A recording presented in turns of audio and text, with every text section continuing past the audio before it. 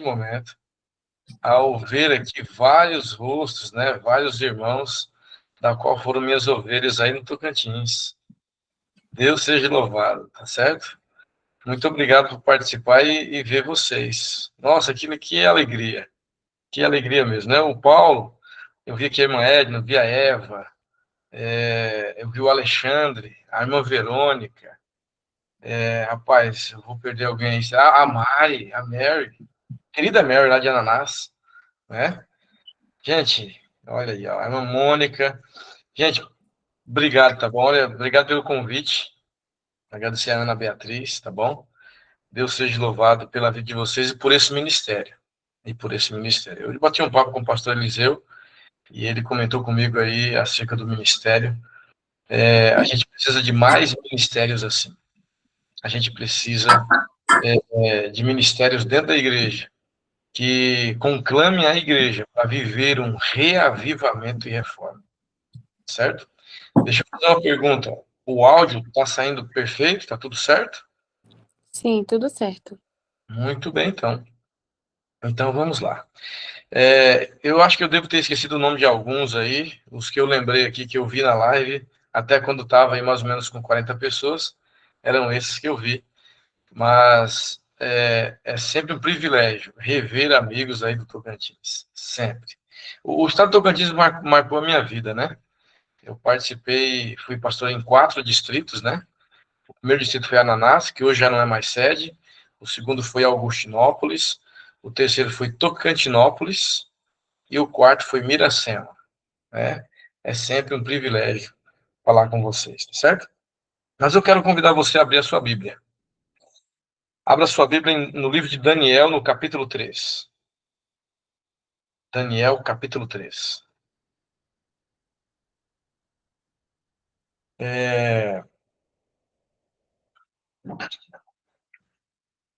O livro de Daniel, para mim, é um livro muito especial, porque ele começa mostrando a fidelidade de 3, vamos dizer, adolescentes, 4 adolescentes, né?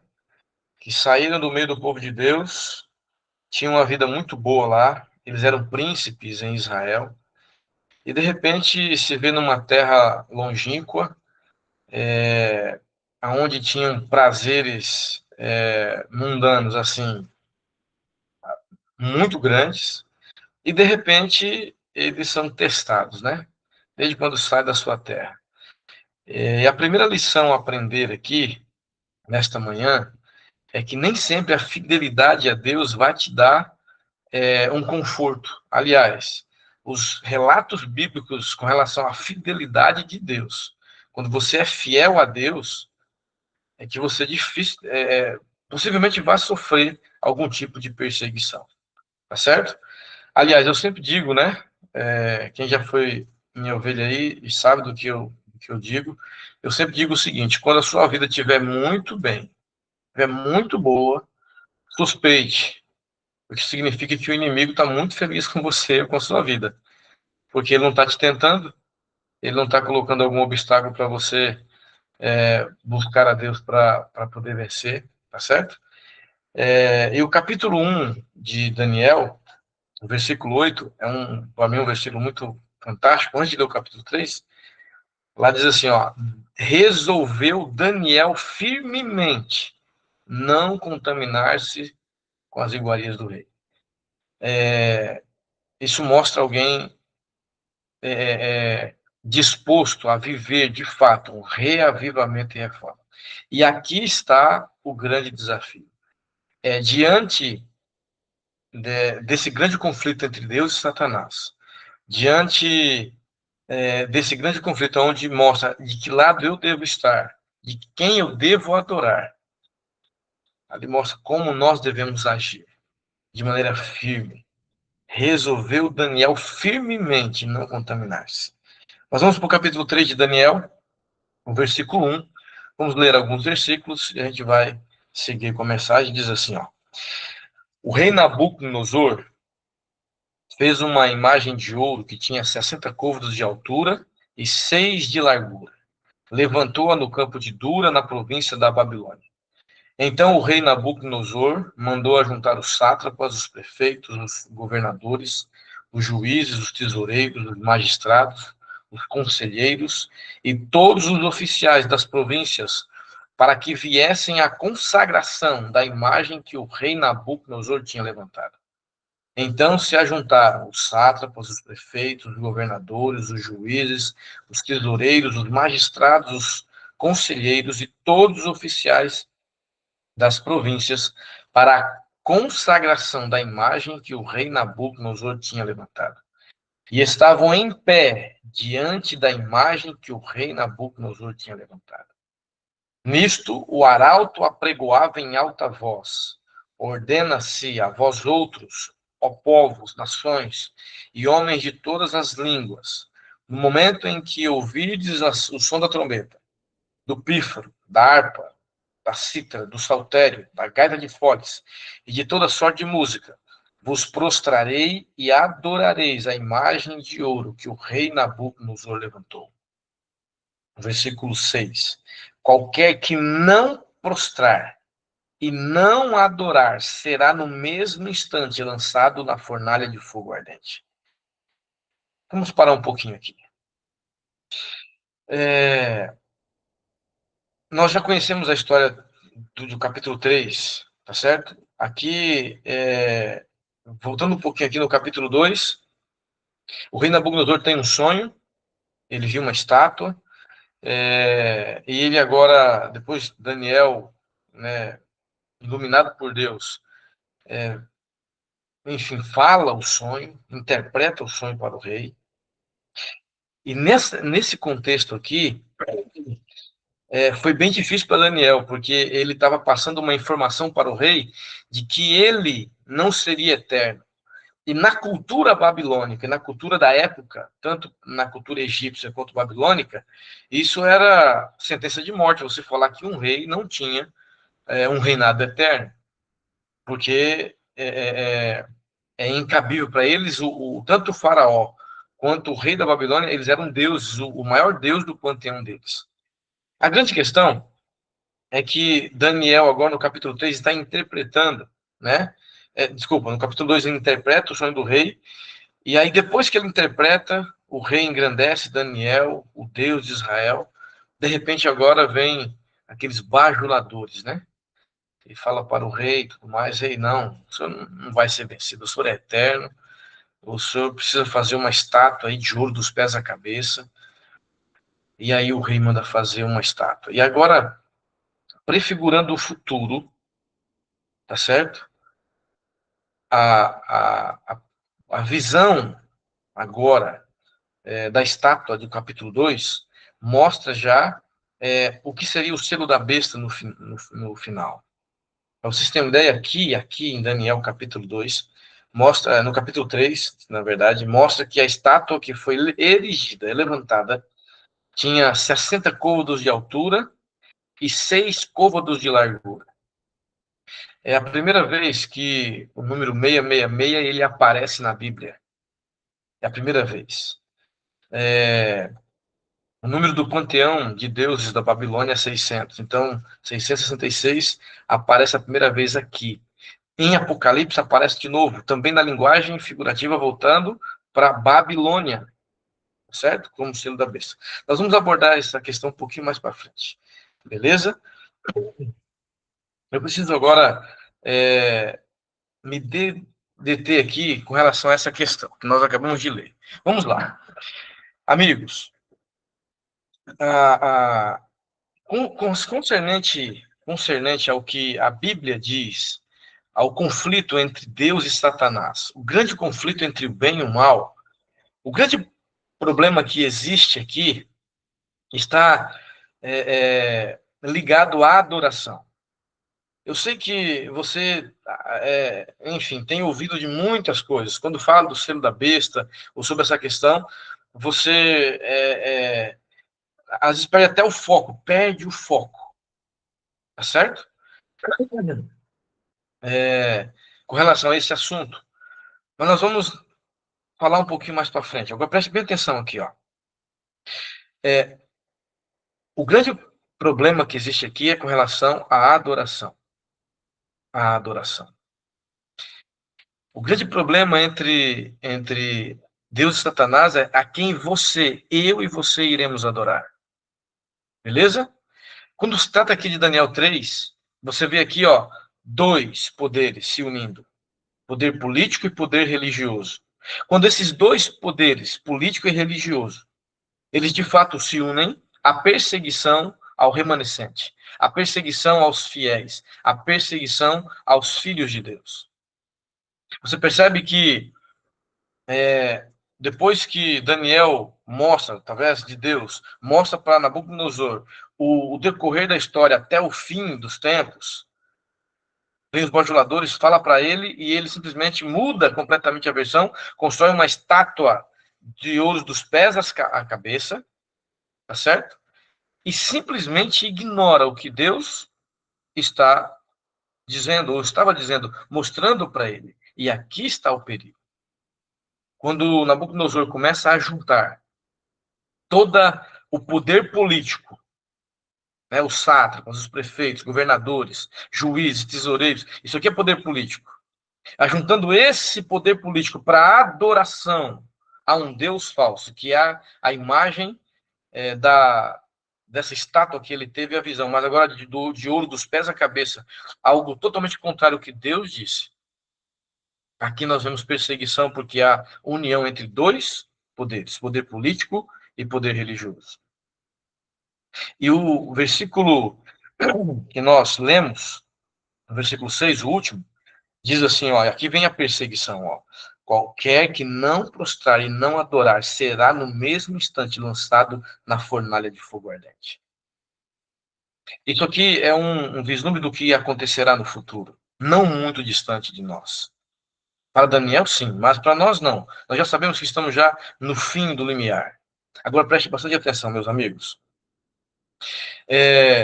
Daniel, Misael, Azarias e Ananias, os quatro, aliás, os três, né? Porque Daniel eles deveria estar viajando, enfim, a serviço do rei. Ele não está neste momento aqui porque ele não é mencionado.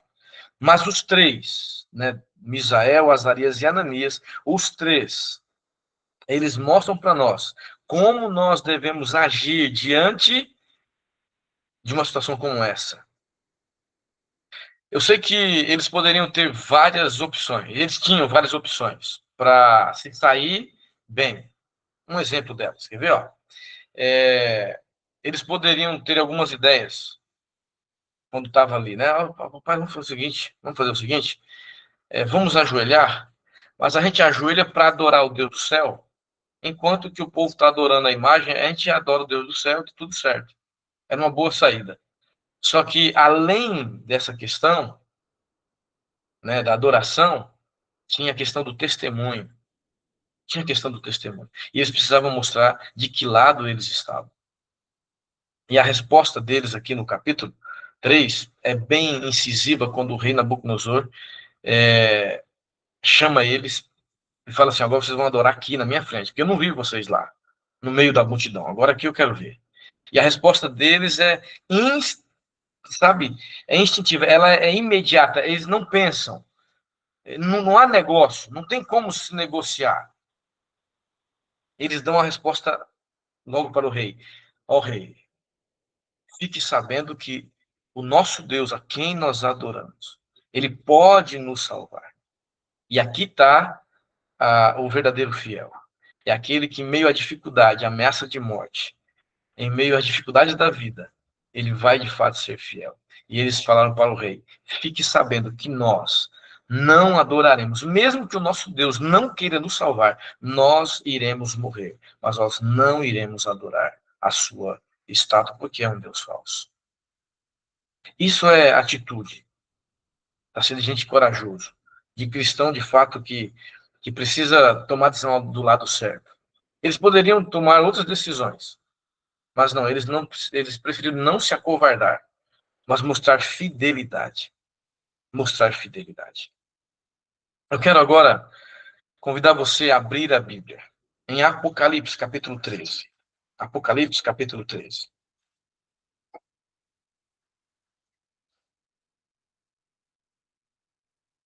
Apocalipse, capítulo 13. o versículo 17. E agora nós vamos já migrar, voltando agora, falando sobre a besta, sobre... Diz assim, ó, o versículo 17, capítulo 3 de Apocalipse, versículo 17, e a Bíblia diz assim, ó, o versículo 16, né? Vamos lá? Aliás, vamos ler o versículo 13, o capítulo 13, a partir do versículo 11. Vamos lá? Diz assim, para você ver que o contexto aqui é adoração. Olha o que diz aí, ó. Vi ainda outra besta emergir da terra, possuía 2 chifres, parecendo cordeiro, mas falava como dragão. Exerce toda a autoridade da primeira besta na sua presença. Faz com que a terra e os seus habitantes adorem a primeira besta, cuja ferida mortal foi curada. Também opera grandes sinais, de maneira que até fogo do céu faz descer a terra diante dos homens. Seduz os que habitam sobre a terra por causa dos sinais que lhe foi dado executar diante da besta. Dizendo aos que habitam sobre a terra que façam uma imagem à besta. Lembra da figura? Eles fizeram uma imagem lá na Babilônia para adoração aquela estátua, a um deus falso. Aqui também, que façam uma imagem à besta, aquela que ferida a espada sobreviveu. Ele diz assim, ó, versículo 15, lhe foi dado comunicar fôlego à imagem da besta, para que não só a imagem falasse, como ainda fizesse morrer quantos não adorassem a imagem da besta. Percebe que o que aconteceu lá na Babilônia, está voltando aqui. Tá certo? A figura é a mesma.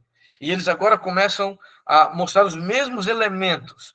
A mesma circunstância que aconteceu lá, estão mostrando agora em Apocalipse. Beleza?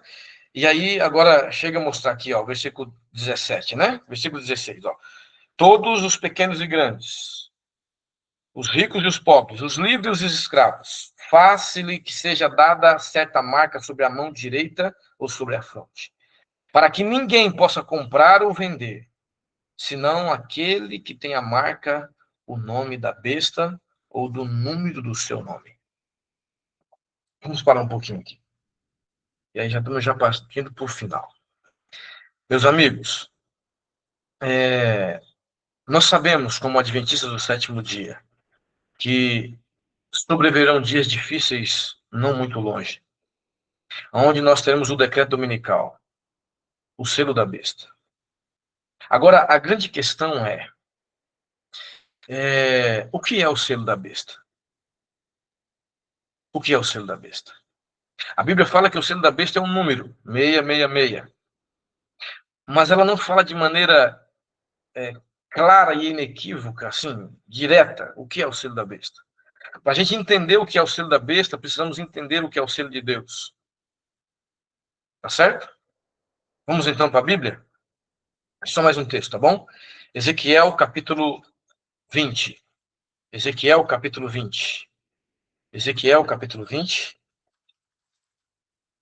Nós temos aqui 2 versículos nesse capítulo que vai já dar um vislumbre do que nós estamos estudando aqui. Ezequiel, capítulo 20, o versículo 12 diz assim, ó: Também lhe dei os meus sábados, para servirem de sinal entre mim e eles, para que soubessem que eu sou o Senhor que os santifica.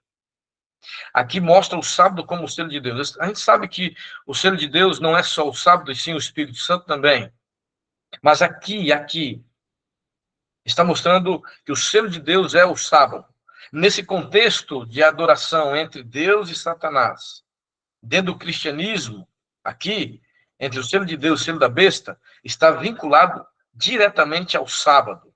A adoração a Deus nesse dia, porque é esse dia que está em jogo. É o dia em que Deus colocou para a gente adorar. O versículo 20. Olha o que diz o versículo 20. Diz assim, ó: Santificai os meus sábados, por servirão de sinal, né, de marca, entre mim e vós, para que saibais que eu sou o Senhor vosso Deus. Percebe? Ó, vamos lá então. De acordo com a Bíblia, o sábado é o sinal, é a marca. de Deus. O sábado, o sétimo dia da criação, é o sábado, é o selo de Deus. Tá certo? Vamos lá então. Qual é o número da perfeição de Deus? Qual é o número? Qual é o número? Número 7. Preste bastante atenção aqui, ó. Número 7. Qual é o número da besta? 6. Número de Deus? 7. Número da perfeição. Você tira um, fica imperfeito. Número da besta. Deu para entender? A besta é contra tudo o que Deus fala, tudo o que Deus faz. Agora preste bastante atenção. Dentro do cristianismo nós temos 2 dias de guarda. Sábado e domingo. Tá certo? Sábado e domingo. Agora preste bastante atenção. Nesses 2 dias que nós temos, sábado e domingo, eu vou fazer uma pergunta para vocês. Se o selo de Deus, de acordo com a Bíblia, é o sábado, qual é o selo da besta? Tá claro, sim ou não? Se o sábado é o selo de Deus, nós temos 2 dias de adoração, qual é o selo da besta? É o domingo. Tá, vamos lá então. Vamos lá direto ao ponto. Deus colocou que dia como o dia do Senhor? O sábado. Qual é o dia em que a maior parte das igrejas cristãs, evangélicas ou católicas, enfim, as protestantes ou não, qual é o dia em que eles dizem que é o dia do Senhor? O domingo. Qual é o dia em que Deus deixou como o dia da família? O sábado. Deus deixou o sábado como o dia da família. Qual é o dia em que as famílias, desculpa, as igrejas evangélicas, protestantes, ou a igreja católica também coloca como o dia da família, ou estão tentando colocar como dia da família? É o domingo. Agora preste bastante atenção, meu amigo, para você não ser enganado. Eu sei que muitas vezes, quando fala de selo da besta, selo, essas coisas aí, você ouve falar de chip, de máscara do Covid-19, ou a própria Covid-19, a vacina, ou, enfim, aí, amiga, a infinidade de criatividade é grande. Para e pensa um pouquinho.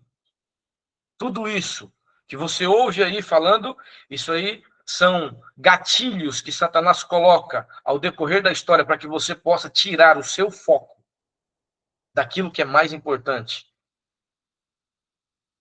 Tá certo? Aí você fica perdendo tempo com chip, com besta, com cartão, com CPF, com Visa, não sei o quê. Você fica perdendo tempo com isso. Deus está chamando você hoje para parar de perder tempo. O selo de Deus e o selo da besta está focado na adoração, a quem você vai adorar.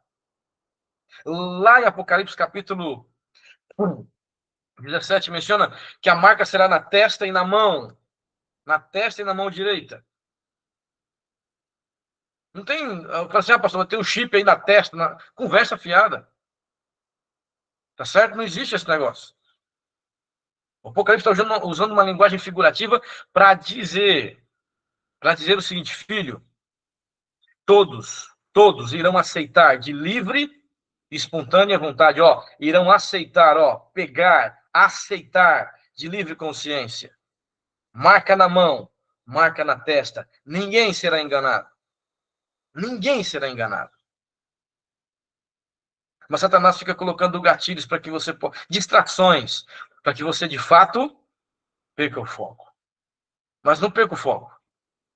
Foque na pregação do evangelho. Foque na adoração ao Deus verdadeiro. E cumpra as 3 mensagens angélicas, admoestando, tentando tirar o povo de lá, de Babilônia. Agora eu quero finalizar a mensagem desta manhã, dizendo o seguinte para você. O grande problema aqui é a adoração. A quem você vai de fato servir. Olha para mim aqui agora. A Ellen White, ela menciona que se nós queremos, no final dos tempos, estar firmes, se nós queremos, no final dos tempos, vencer a cidade de Satanás, nós temos que nos preparar hoje. Porque hoje é o tempo de salvação. Hoje é o tempo oportuno para que nós possamos, de fato, viver um reavivamento e reforma à altura do caráter de Deus. Se nós não vivermos hoje, esse reavivamento e reforma, nós não iremos vencer a cilada de Satanás. Iremos aceitar de prontidão o selo da besta. Lembra que a irmã White fala sobre vencer o apetite? Lembra que a irmã White fala sobre vencer o apetite? O apetite é a coisa mais difícil de você vencer. Quando você tem vontade de comer alguma coisa, você perde até o controle. Quando alguém que é viciado em café deixa de tomar café, até dor de cabeça ele sente, até ânsia de vômito, ou até o próprio vômito acontece. Você está entendendo? O apetite é algo que nós precisamos vencer. Eu não estou falando aqui de estilo de alimentação, eu não estou falando disso, de estilos de alimentação. Eu estou falando de vencer o apetite. Porque há pessoas que falam assim, eu não consigo ficar sem comer carne. Isso é um problema. A pessoa fala assim, eu não consigo ficar sem Coca-Cola. É um problema grave. Tá certo? Há pessoas que simplesmente... Eu só vou carregar aqui colocar para carregar o computador. Eu já estou voltando já. Bom? Só um minutinho.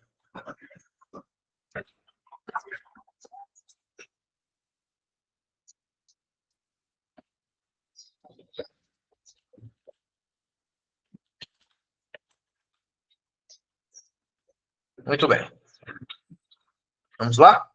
Retomando aqui. Há pessoas que não conseguem viver sem comer um pudim. Não é? Há pessoas que não conseguem viver sem comer alguma coisa. Eu não sei o que de fato você está preso, aonde você está preso, eu não sei. A grande questão é que nós precisamos vencer o apetite, porque esse será o grande, na minha opinião, em estudos que eu tenho feito, é o que vai definir a sua fidelidade em quem você vai adorar. Vou dar só um exemplo. Quando eu era menino, eu aprendi que a gente seria ameaçado de morte. Os soldados chegariam junto com os representantes do governo para que a gente pudesse assinar o decreto dominical. E eles chegariam com armas apontando para a gente, dizendo, você vai assinar ou não vai? Foi assim que eu aprendi. A Covid-19 ela mostrou para mim que será muito pior do que isso. Vou dar só um exemplo. Quando começou a pandemia, você gostou de usar a máscara? Você queria usar máscara no começo? É claro que não. O negócio ruim foi esse negócio de máscara. Você respirando o seu próprio gás carbônico, né? Pessoas que desmaiavam por causa desse problema. Mas aí, logo vem, olha, você não pode, né? Acabou a compra, você tinha que ir no mercado.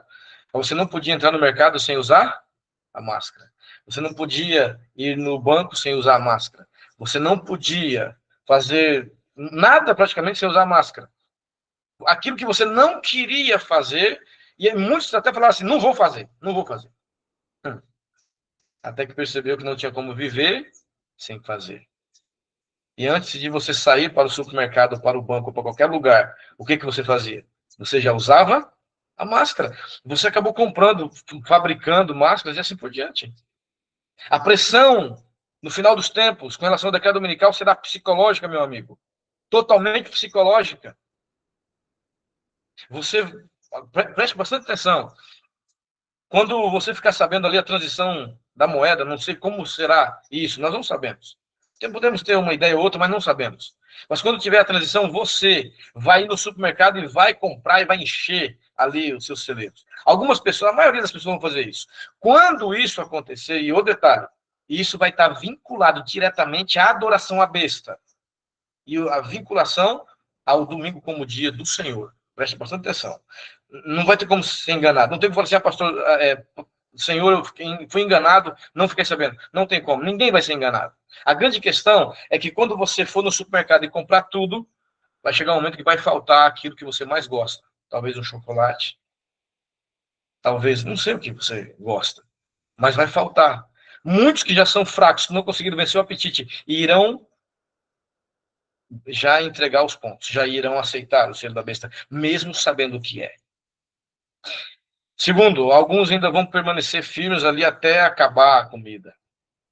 E a pressão psicológica dos vizinhos, de irmãos da igreja que já aceitaram o decreto dominical, irão ficar, mas você é doido, Deus ele entende, Deus ele não quer que você passe fome, olha a sua família, olha os seus filhos pequenos, olha seu pai e sua mãe idosos, A pressão vai ser psicológica.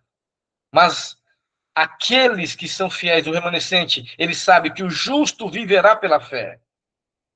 O interessante é que quando a perseguição tiver ferrenha, quando a fome bater, eu não sei se você já sentiu fome, mas a fome é a pior dor que existe. A Ellen White menciona que quando nós estivermos desmaiando de fome, os anjos do Senhor virão e eles simplesmente nos alimentarão. Porque o justo viverá pela fé. A grande questão que eu quero fazer para você, a pergunta que eu quero fazer para você, meu querido, é: de que lado você está? A quem você está adorando hoje? Porque não adianta falar, eu vou deixar para depois, eu vou chegar no final, eu vou, lá quando eu estiver chegando próximo, quando o decreto, eu não vou aceitar. Se você não estiver sendo fiel hoje na faculdade, se você não estiver sendo fiel hoje na escola, se você não estiver sendo fiel hoje no emprego, se você não estiver sendo fiel hoje na igreja, se você não estiver sendo fiel hoje, você não será fiel depois. É por isso que nós temos que viver hoje um reavivamento e reforma à altura do caráter de Deus. A quem de fato você está adorando hoje? Você está adorando ao dinheiro? Você está adorando aos seus bens materiais? A quem você está adorando? A minha oração e o meu pedido a Deus nesta manhã é que você e eu possamos hoje, nos colocar diante de Deus para viver de fato um reavivamento e reforma à altura do caráter de Deus. Para que possamos salvar pessoas, porque é isso que importa para que Jesus possa voltar. Que Deus possa abençoar o seu dia. E que, como Daniel, você possa decidir firmemente não contaminar-se com nada deste mundo. Não ser influenciado com questões políticas ou filosóficas. Mas que você, de fato, possa permanecer firme na pregação da palavra, permanecer firme no Senhor e viver hoje um reavivamento e reforma à altura do caráter de Deus. Quantos aqui nessa manhã querem dizer: eu quero viver esse reavivamento e reforma? Eu quero me entregar 100%, levante sua mão. Hein? Vamos orar? Feche seus olhos, vamos orar. Obrigado, Senhor, porque nesta manhã o Senhor nos deu a oportunidade de acordar nessa madrugada maravilhosa para louvar e engrandecer o teu nome. Estamos amanhecendo o dia ao teu lado, Pai. Primeiro porque nós estamos reconhecendo a nossa pequenez diante do Senhor. E nós estamos pedindo que o Senhor venha estar conosco durante esse dia, esses dias posteriores. Há vários irmãos e amigos que fizeram pedidos de oração nesta live. Por favor, Pai, coloque a tua mão poderosa sobre a vida deles. Por favor, para que eles possam sentir o teu abraço, sentir o teu amor. E para que eles possam, de fato, se entregar sem reservas, ser fiéis a ti. Sem pestejar, custe o que custar. Por favor, Pai, abençoe a cada um de nós. Nos dê um excelente dia na tua companhia. E usa cada um de nós hoje de maneira poderosa e tremenda para pregar a tua palavra, porque nós queremos ver o Senhor voltar. Queremos estar preparados para aquele grande dia. Por favor, Pai, abençoe esse ministério, continue conosco em nome de Jesus. Amém, Senhor. Amém? Amém. Amém. Muito obrigado pela Amém. mensagem, pastor. Amém. Que Deus abençoe sua Amém. família, seu ministério. Amém, pastor Leandro. Amém. Tamo Ei, junto. pastor Leandro, o senhor está com saudade de Lizarda, não? De Vinicius daquela moto todo vermelhinho. Rapaz. Gente, o pessoal de Lisandra estão aí, que saudade, gente. Não, eu sou de Tocantins, mas eu faço parte do grupo de Lizarda. Que bênção, irmão. Deus seja louvado. Valeu cada sacrifício, valeu cada queda de moto para lá. Para os irmãos que não conhecem a realidade, para você chegar em Lizarda, você tem que andar ou de Palmas ou de Miracema. Você anda ali mais ou menos 160 quilômetros de areia, areião, na região do Jalapão ali. Pensa, ali eu tomei umas duas quedas, hein? Ali eu tomei umas duas quedas ali. Mas foi benção. Deus seja louvado. Eu tenho acompanhado aqui as notícias, a igreja está linda lá. Certo? Amém. Deus seja Então é louvado. isso, gente. Acompanhem o grupo. Acompanhem o grupo aí com as instruções da nutricionista. E é isso aí. Bom dia para todos. Bom dia com alegria. Bom dia, Deus abençoe. Um beijo. Administrador Antônio, não? É aquela que tava falando, que tava sendo hoje. E o marido dela, que o marido dela.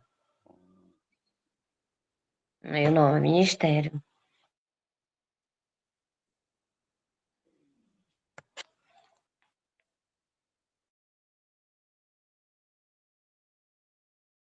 Bom dia para todos, nossos irmãos, que Deus abençoe o nosso dia. Amém, irmão Cides. Bom dia abençoado para todos aqui.